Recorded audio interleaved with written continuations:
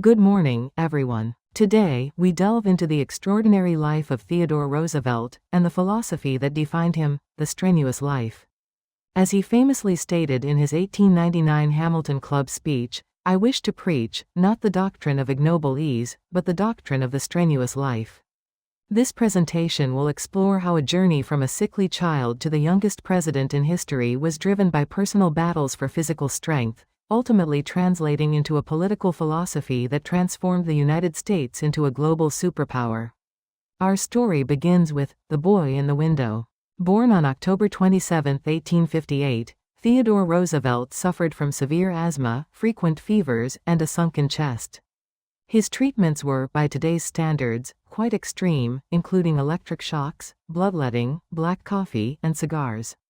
It was his father, Theodore Roosevelt Sr., who, seeing his son's intellectual brilliance but physical frailty, famously told him, "Theodore, you have the mind, but you have not the body. You must make your body."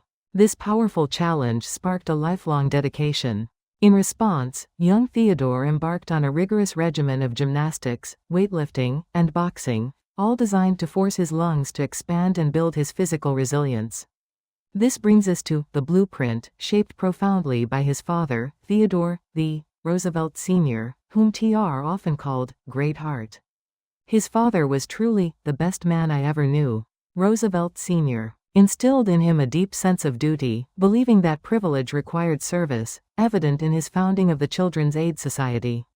He also taught TR the importance of balance, combining strength and courage with gentleness and tenderness.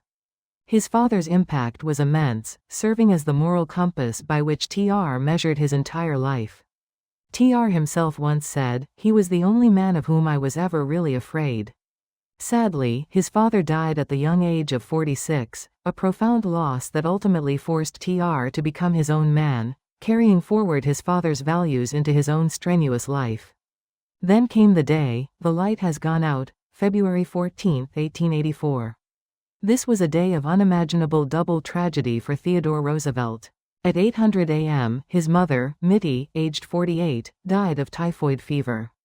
Just 6 hours later, at 200 p.m., his wife, Alice, only 22, succumbed to kidney failure. Both died in the same house on the very same day. TR was utterly devastated, writing in his diary, "The light has gone out of my life." The aftermath was equally heartbreaking. Roosevelt refused to speak Alice's name again, never mentioning her in his autobiography. He handed his newborn daughter, also named Alice, to his sister to raise, and abandoned politics, fleeing to the untamed Dakota Badlands. The Badlands became the crucible of the Badlands, a place of profound transformation through hardship. Here, the dude from New York, the aristocrat, was stripped away. He invested in the Maltese Cross and Elkhorn ranches, becoming a genuine rancher. He hunted grizzly bears and served as a deputy sheriff, even famously chasing boat thieves down an icy river for days to bring them to justice. It was this raw, rugged experience that forged him. As Trail himself reflected, "I never would have been president if it had not been for my experience in North Dakota." During this period, his debilitating asthma vanished, and the leader he was destined to be was truly forged. From the Badlands, TR emerged as the cowboy in the arena, rapidly ascending the political ladder. In 1895, he became NYC police commissioner, famously prowling the streets at night to ensure officers were on duty. By 1897, he was assistant secretary of the Navy, where he meticulously prepared the fleet for the coming war. His heroic charge up San Juan Hill in 1898, as a Rough Rider, made him a national hero. His rise was so meteoric that by 1900, he became vice president, much to the chagrin of party bosses. Mark Hanna, a prominent party boss, famously quipped, "Don't any of you realize there's only one life between that madman and the presidency?" Indeed, destiny intervened with violence, and TR became the accidental president. In September 1901, President William McKinley was tragically assassinated in Buffalo, New York.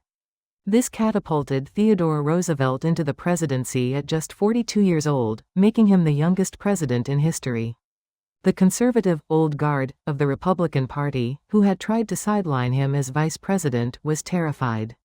However, TR embraced the office, defining the role of the modern executive. He viewed the president as a steward of the people, believing he possessed the right to do anything the nation needed unless specifically forbidden by the Constitution, fundamentally expanding the scope of presidential power. As president, Roosevelt introduced his revolutionary domestic philosophy, the Square Deal.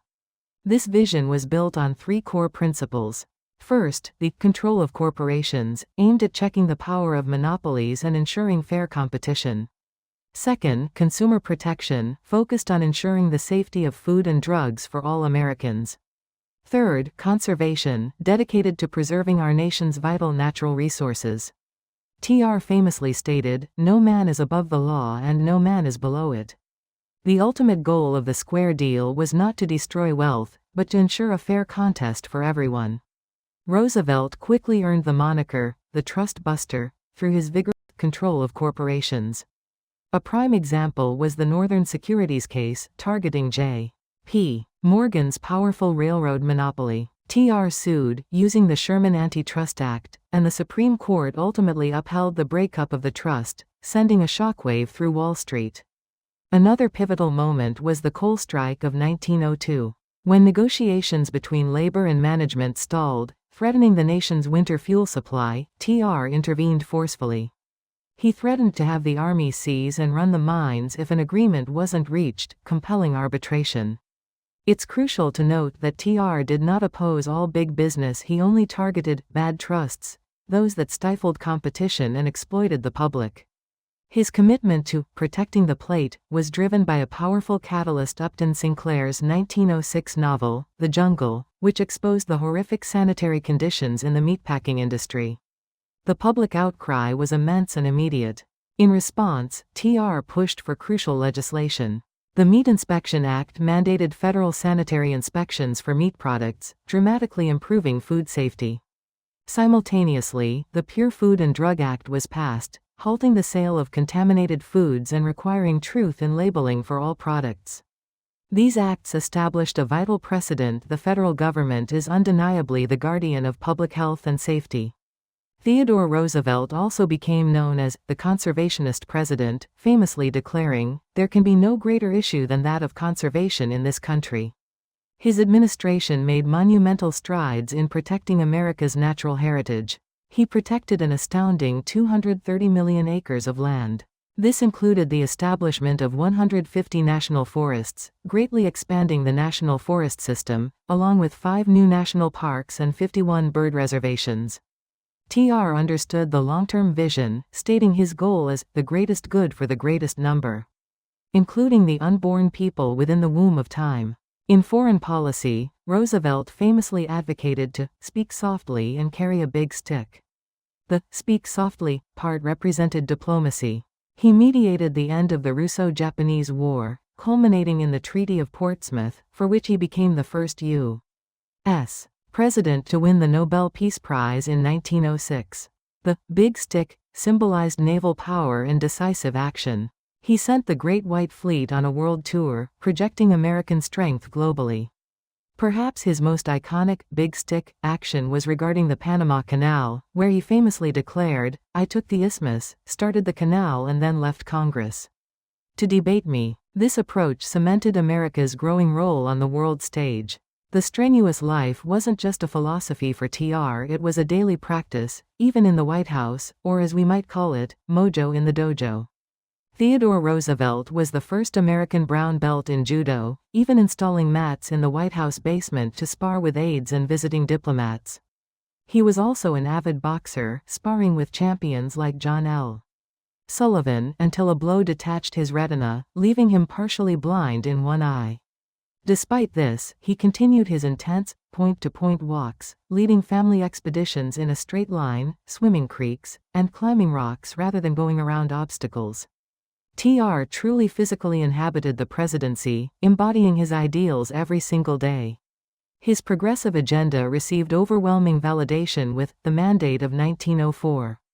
In this election, Theodore Roosevelt secured 56.4% of the popular vote, the largest margin in a century at that time, and an overwhelming 336 electoral votes compared to his opponent, Democrat Alton B. Parker's 140. He was no longer the accidental president, thrust into office by tragedy. With this decisive victory, TR won the office in his own right, solidifying his progressive vision and his command of the nation. In conclusion, Theodore Roosevelt vastly expanded executive power, fundamentally reshaping the role of the presidency. He established the U.S. as a global superpower, projecting American influence and might across the world. And through his pioneering efforts, he created the conservationist state, safeguarding our natural treasures for future generations.